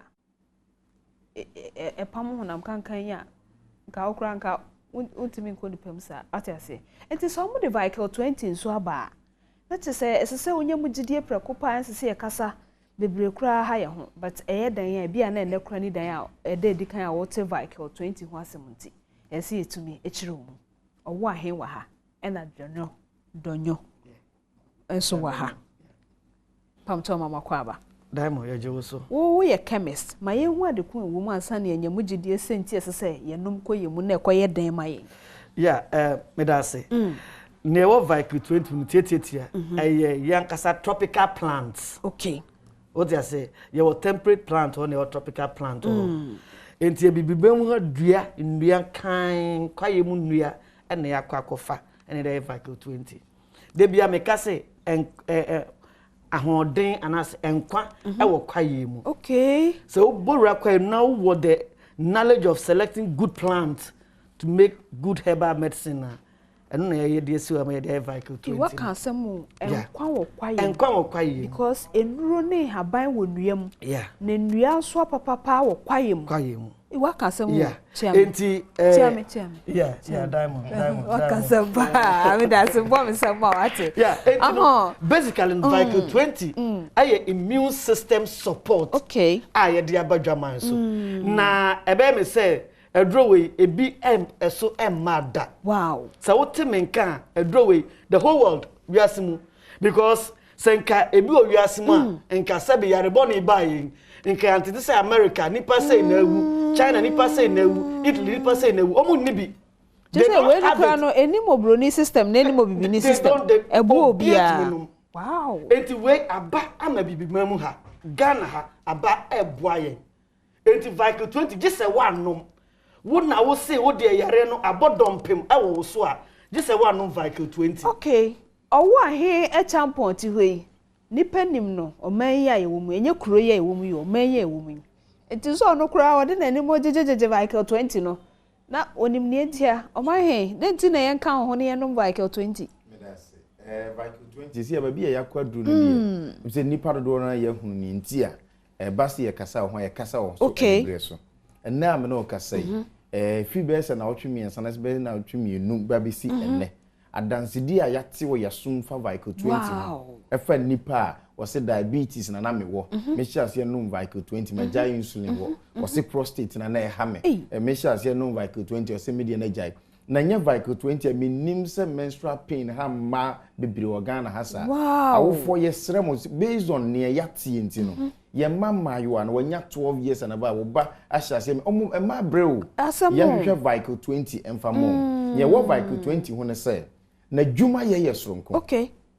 vehicle 20 abribia me kasa me se wo ye immune system no saso boafo the moment of like 20 be wura mu no e kenya we immune system no ma na ho odin do level bi a okay yade no no so oye hwan obekana she yade nko ade a obehunu ho nsunsanso obetia no yes nti me no kasa ene enipa anom Vico 20 including HIV patients including nipa yes yade ateti wo mo manante abra wo se na bam kura bu e wo yade ho nipa wo se kakra me yare nti na me no kasa yi enipa wa abusua mu a yeto omudin se nipa so masi pe yade do with Vico 20 sa de na free Vico 20 adwuma na se ono no on target yade baako okay ni amma me de ani bre so kasa Vico 20 no because o di Vico 20 ho dance chire obi a obeda wase wow e just a one okay the moment abenom Vico 20 obenya dance nti wo yade no e bia ye yade nyina di ni ebetimi abo ha ya na me prefer no sam mate wase but wo ye onipa dasani nko ade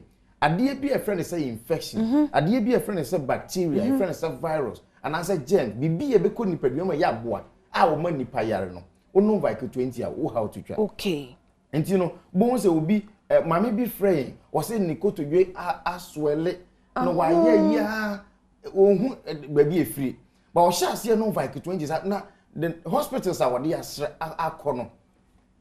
the hospitals are Ghana. So the matter menum cry. Just ahonho cry wo so a unom Vico 20 na. Oh okay. No Vico 20 because Vico 20 no ebe ma immune system won say naturally no Nyankopon body system no. Your immune system no na yaresafo. Okay. And ono ano ye bambo fo fi yade ho. Enti wonipa bia wo se me pe apomoden die. Ese so no Vico 20 na Vico 20 no so onom to aso a wonam a wo feel say we strong. Ma me ntia me boss Dr. Manfred o say we are strong because for some time ni almost every day yenam. And I'll try to say doctor. Ono akasa no refi no say ade na Vico 20. Yes. Jo. Ye nti ahode wo all the time. O feel strong so no Vico 20 a. Amanyofo no e say sa probo no wo de mo se mo nye rally nso mi de yehu anamwa yehu mo se mo nye nso yehu mo de leti a watwam an say mo aye o se mo nye o mo chiche eyi no wo kwanche ho mo chiche we nso yes mo chiche Vico 20 break it down because abibia the music system so obi kra di wachi na emphasize accidentally wa pick infection bia wa pick abowe bia wa pick RNA type of virus bia me pacho Vico 20 okonompe hwim pacho ambulance ni mu no mu de mu ma ye twa na obi ntwa hwiansa ye ne na me ye yi na ya pa bia hye ho na che se eno so atumi aboa na ya kwa akoye yuyanka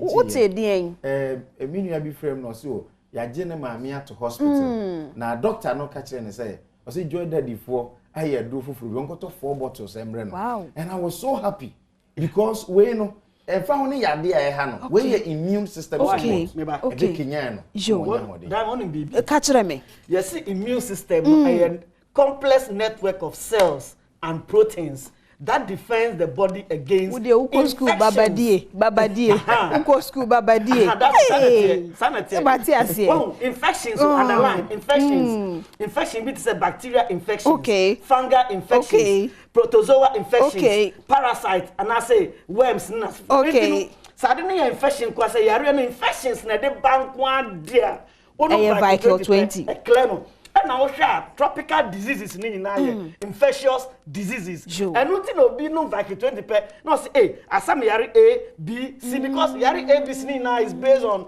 the underlying way the body infections what I say more na it's a code pedunum net me support immune system no na holding ebun cancer infections no super o ho ato yeah that say yeah kika ne say nyina no ya kan bebira akiro maami anana ho de okwa afichire de ye den ba obi a ya hye no rubber aka me kuma pa eye obi a ne prostate ho asa because they be ametena ha me ka say etire no ye behu se wo ye bema wo fie a wo ye tire no a gina se ho ase ho ne ho ba asem a mefa ho ne de obeyi bet bom kra be genso abi you understand it's Vico 20 o wa hini ye pe bi nto wo hefa Vico 20 na me no ka say ba biara wonim si yeton adu ko abenya bi na emom mame mo bo abinum kakra di ba bi ti say Medcourt pharmacy the headquarters no osunyan ti mo amo bi o amo frame bebre se mo nya bi nto no omo branches o Ghana nyina bi o ho Saks pharmacy odu Kumasi City mo o branch kesi o ho Santase patas la branches bebre mu bia obekọ no ubenya bi eno achi uko Okanshi drugstore lane na Repatch Ventures mo pese mu to bi e wa kra ha ubenya bi uko Ablikuma Curve no mu a pharmacy shop ye wo ho ubenya bi e wo ho chese drugstore bia e ben wo yo uko hwa ubenya vehicle 20 yeah that's it ode my friend number no na afi baby e wo bia no na magye so na enya bia 20 patch of 0242 887996 and 0244876321 and afi 0244585531 abusia sa number si nyina no fra baby wo bia wo de frɛ e beje so na ya kyerɛ se kwa ha raha na obenya biato aye nto baako nyese obi koto dodo a umpotam ho shoto a waso be ehye tono dodo gu anabwa ya wie ye nto ne baako matiase do emiensa enan enum to nanom na eye me dese me no kasa emi ye nya nipa o sha ase to ase nipa timi uko a won to one box I say okoton but okoton ni aya ma nti ebeti o hospital odi etna ho na jeja ho e vehicle 20 edi nkomo na wie fa numbers no na ono ofiefo monso munya bi na mapomuden ho nsam enkonkan Dr. Mchiawai Dr. Mpacho Mchiawai Dr. Mchiawo aha eti Mpacho wusi ankomo twetwe no ye de asi hanum se afa mpensempensemu eba wakwam oman hene kwabna santene abedwafo ebetena se na womo adi Ghana nkanko ehon komo eti anopai na ase akese ye wode asa ono mechada gisho efisem komo twetwe wo bedwam dwumadi esumidi ndi ma mechra Diamond memuache edase.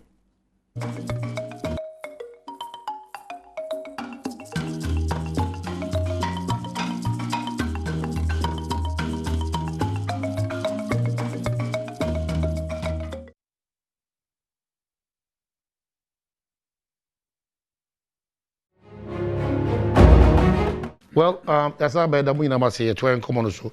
I want to see 30 minutes a day and you know.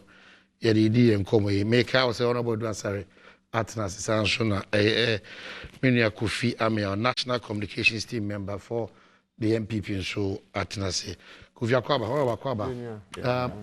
Yeah, all party flag bearer, name a former president way. As of now, or Bolga. Roman before God and man, time way there. Someone who be a hard dream because ever sorry how much I have a transfer has now you banana my 30 minutes do all kinds of things now very very difficult. How much in any sorry okay cross traffic near better now my 30 minutes. Very I think say can't be okay noted. Ababa Akada Otu about Bolly into Baba Sako. Me sure say 29th, my birthday, yeah, was fundraising program. Our Kraha. It's 29th of this month, then the yes, birthday. November, I am a birthday, and you been here no ha. It's Obeba, and to be also over NDC who on that day come and donate your program be a 2,000 Ghana cedis per invitation card no. Nti wonso ba our contribution a obetimi di ama party no. Ya de ye D-Day na nkasa election day activity. Ne you know sasika no na ye pe na ye de bi aye adwuma that day. Nti wa wo ye NDC ni bia utie yen wherever you are na wo party no ho do. That day is the former president's birthday. And as a flag bearer no birthday. Nti use that day and come and donate to his cause. Because the following week he's going to become the president of the republic. And yes, I'm reno and so this is the time I'll show your love, come and support the NDC, come and support our cause, and let's ensure say election day, you know, ye BBR beko 13 na the victory. Okay, so count down 12 days more, or I think 13 days. Yeah, I'm catching because by now I'm sure more as for the elections, we are for the NDC. I can tell you, sir, this election will never go the MPP. For the NDC. Never. It won't go for the MPP. Never. The only thing is the a certain help no me the from above from a certain quarters. Easy, then she be no near there now more yen or yen. We have to protect it. And you're a because we have information saying near my basis coming from now till next week in near my basis. The soldiers they intend deploying. How can you say this country, this small country has 6,000 flashpoints? Ghana police. Yeah, funny. Flashpoints. Two regions, 261 flashpoints. What is going on? Tell me. How we travel. What is going on? Flashpoints and so they are trying to, some of us we think said they are trying to create a certain atmosphere. Be a look to say chaos be so no by no, you see voter intimidation a whole 7 a year because yes, because you are not used to seeing soldiers and policemen and back and forth. Now, police, who call 100 meters, police. You quiet them police. And I'm say flash points. And I make sure say we have over 6,000. Now, how say? So imagine say every flash point there's a policeman there. You imagine the chaos in this country. Imagine, please. I mean, let's. This is a country we've lived in all our lives. So let's not create something, a monster when we don't have it, and try to use it to intimidate people. These elections, decided say nothing will happen in this country. This will be sorry. Decided say no dear or and I said I say differently. Other than that, there's going to be a peaceful election. I see. What detect a lot of tricks in your baby. Oh.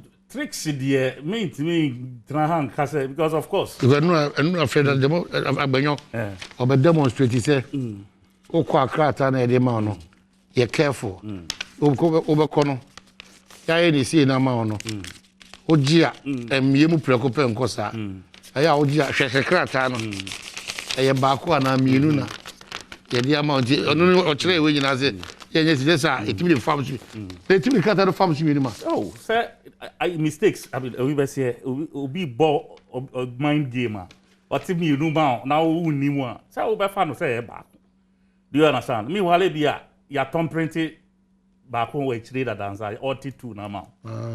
What you say? Into what do you call what to two? No so to back So I mean, these are things that other countries have experienced. I see. What you say? A CC war. Places are a year on record. So Bibia Sam sank and Mafako. Oh, may say, men are make and NPP for they have lost goodwill with Ghanaians. NPP, they have lost goodwill. What you Benefsin? What you do? Oh, and yet Benefsin will maintain per se in terms of following his predictions. But the prediction number 52 for Nanado. Oh, I see. For once, if that is what Benefsin stands by, I swear. I swear, for once, he will eat back his words. Me see, if that is what Benefsin is saying, me see for once, Benefsin, I swear, he will eat back his words. Take it from me.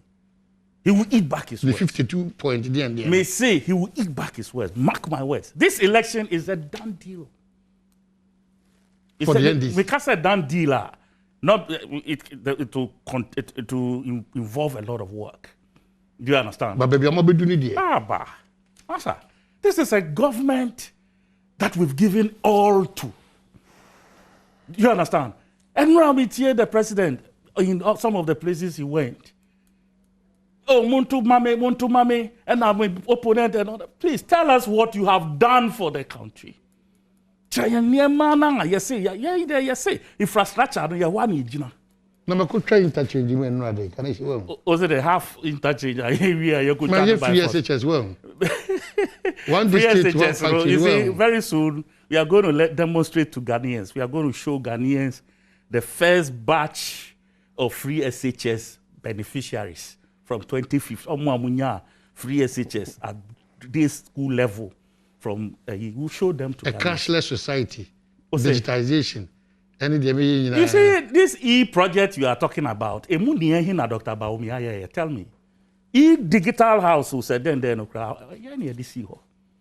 you see, these are people who know how to Christian. One Oman is now about 2 info from then Oman Kwabna Santeno, a bar near so is Yakra Tuesday night, a best son and Yawada, TFRO Yaw.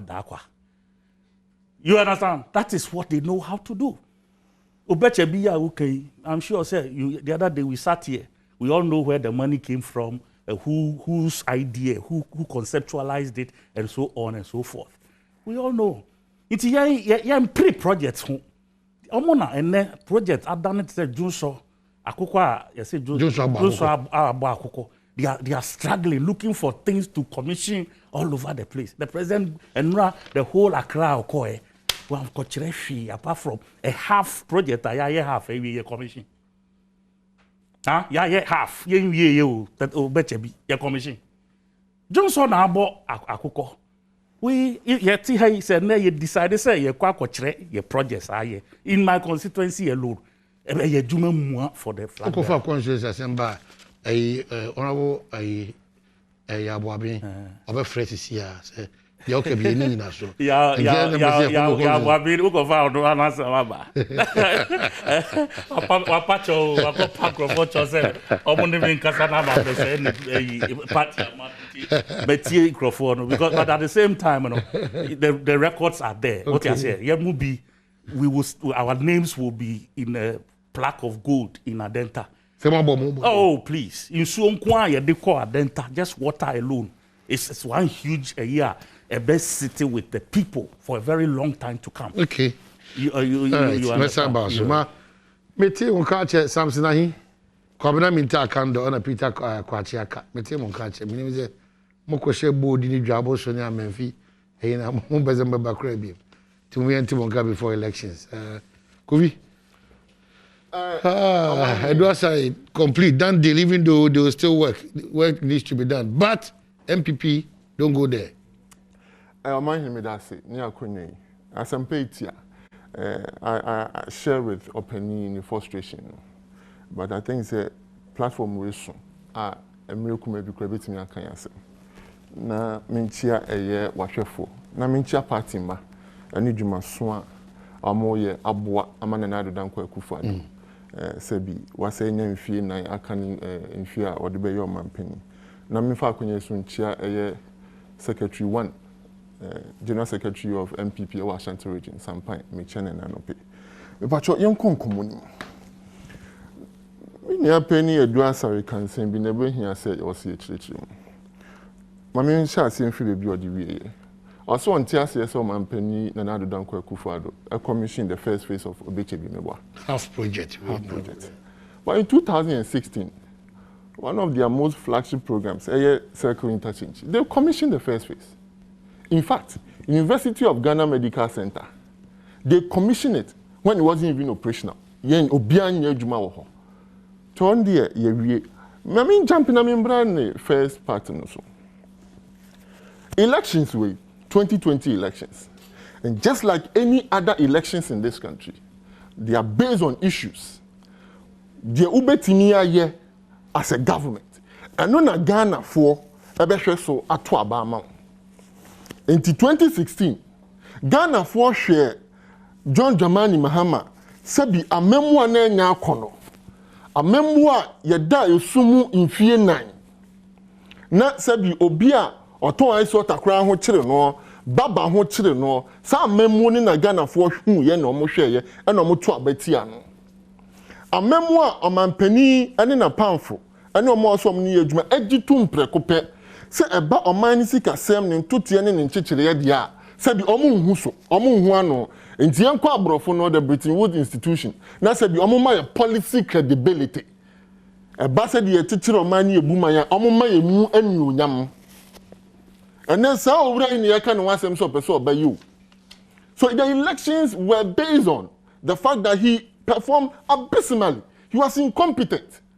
allowances ani edi ma yenuamu na omo konchechi school na wo ho oba ye obetwa mu yifiri ho eno na Ghana fo hwe so eto abatia no yenuamu na omo ko eye ntoaso school aban bi ana owura bi ka se obema omo akọ school a sikasem enya akwansi je meka free SHS okase enye ye yetimi ya enye ye bebo man no Ghana fo si da bi yitie omampani na Nadu Dankwa Akufo then a candidate eye ye ntini eto abatia no eye no kure abato we ebenya moa na ye moa na free Nyankopon ho the battle continues to be the Lord essence ebio o hwe na Nadu Dankwa Akufo ado nkomo oni ye di ye ene bosha ode ma yen se oba se bi ye free bi good governance ya din tutu ebeba ya bra bom ni ya sitine mu na bi betimi ayojojo and you mentioned something to my honorable friend here Aduasare say eye digital eye system ya dia beya and na baby a woti ana baby a we have a special code where you can nyam na mashasi and this work nyam na mashasi enche ameka che say osuna himam krom na shasi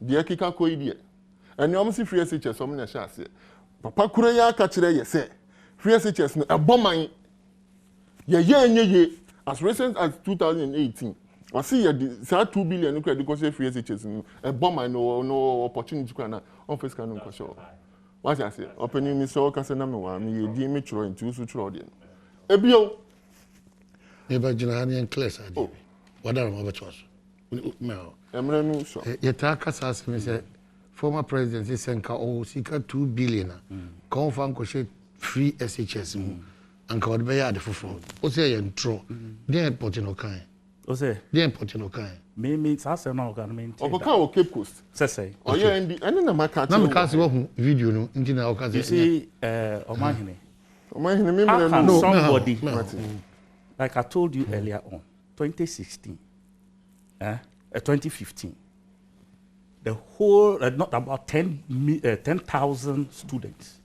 were given free education in this country 2015 free at day school level.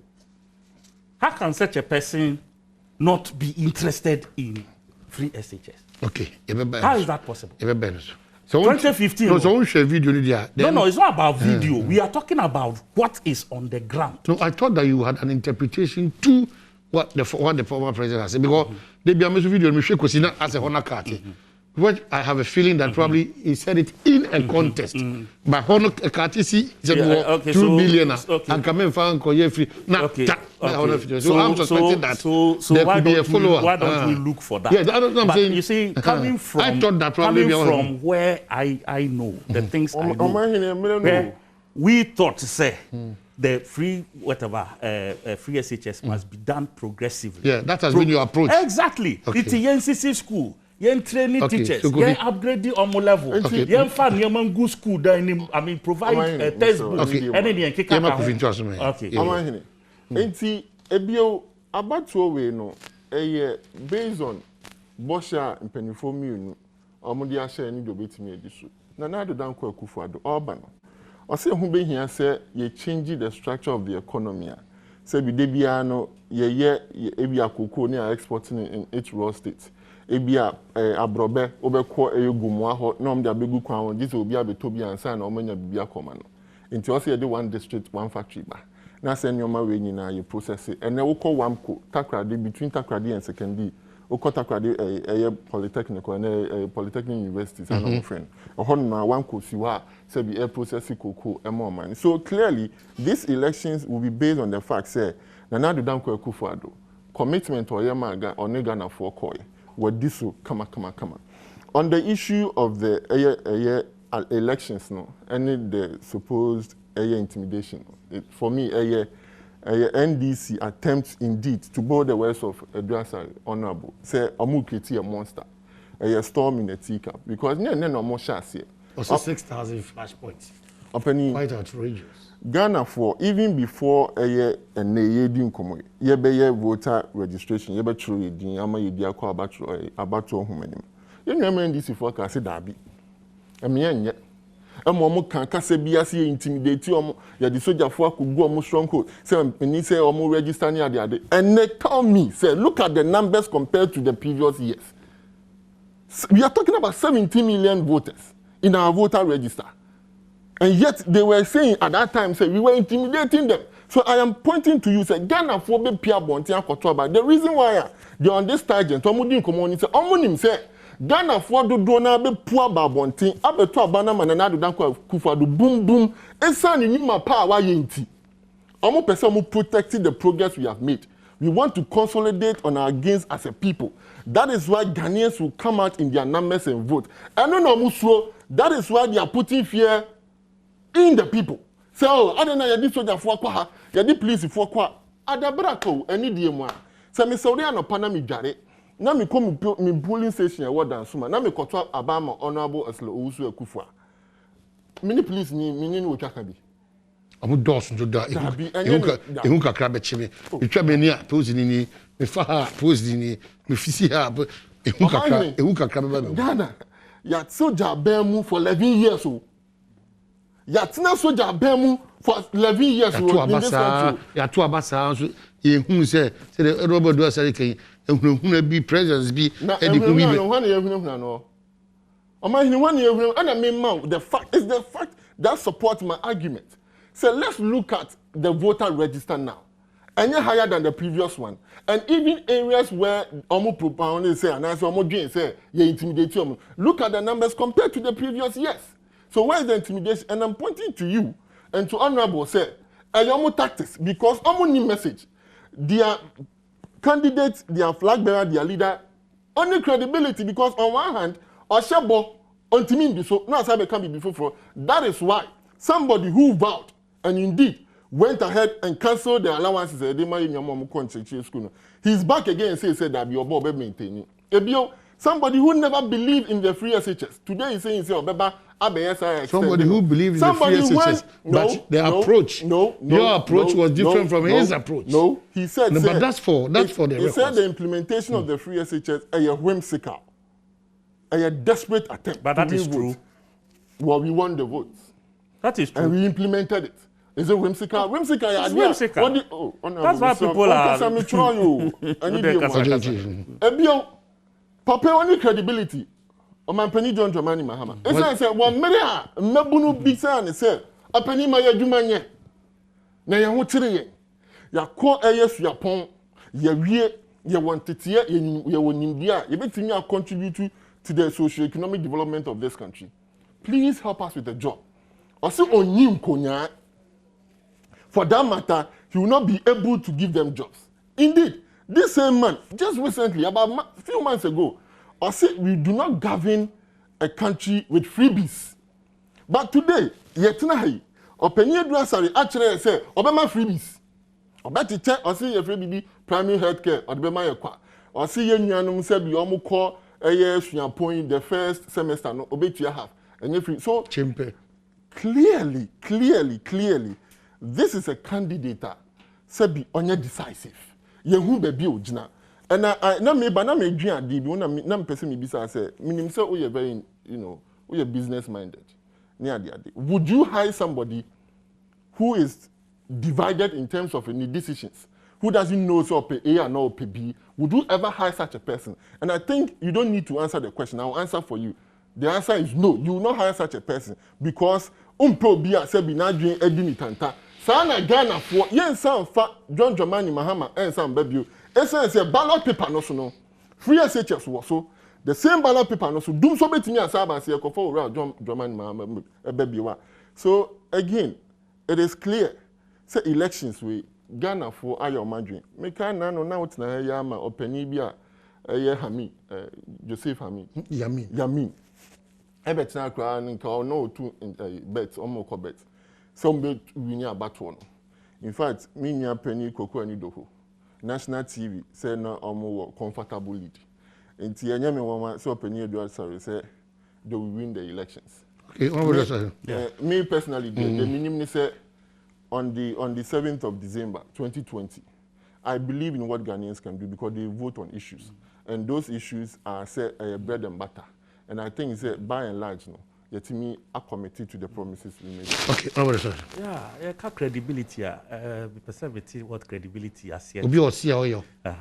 Obi osi oyo nkwana oye credible. And I say, Obi a yedi addition is our say no oye credible. No, the addition success when you improve it, or you add more. Obi a yedi Japan share in sa. The man ebusia for. I know they are credible.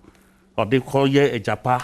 Na what of the ne busha for ne na fufu din ekoshishe so na or no like so it benefits or no ne busha for or no such a person is credible and I'm wa obi otumi fa Ghana ECG tunu din PDS de a po signing document a forged document fraudulent document eba GECG sika for 9 months that's and never see ne say so decided say or the ECG my back and as a PDS my back ECG back not a dime has been refunded from whatever they collected. That person is credible.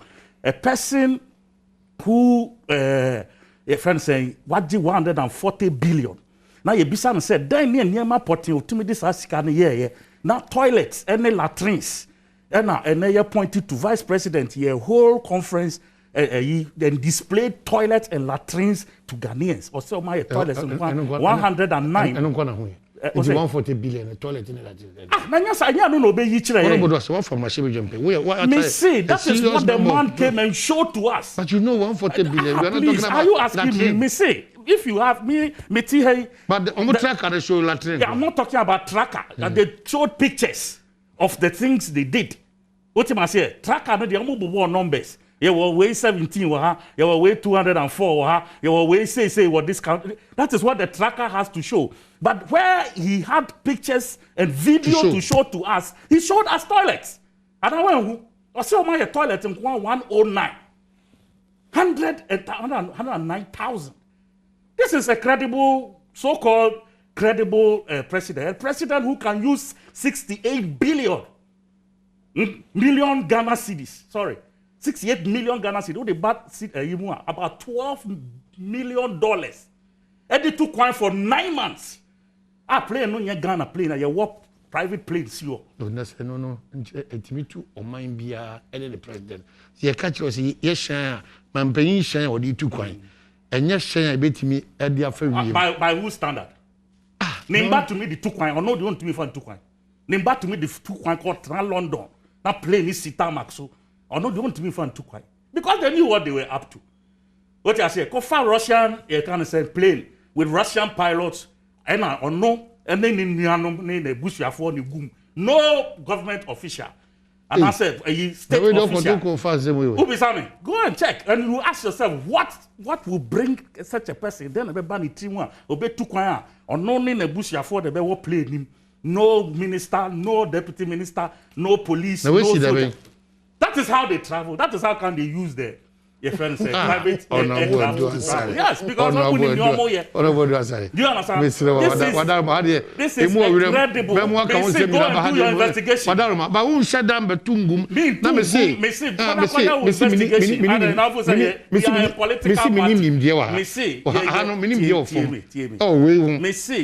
Political party. I am an official of a political party. Yeah. We have intelligence. We've run this country before. But show the evidence. As my mouth leads. So if you are a journalist, you have a media. So go and follow up. So how did they travel? Who was in the flight? Which airline pilots? Why state Russian pilot? Russian. Let's see. What state official Ben and they were playing him and check so that when you come, you can disprove what I've said. Don't just but for now, me find the work into. Me find to. This is the credibility we are talking about. This same man who can say, he can't account for anything. Your officials or appointees, and then we could one person has $4 million in 3 years. PPA boss, one account. Oh, the Nasan don't do the more. Maybe by the Bobby, I could buy. Now, she said a pepper,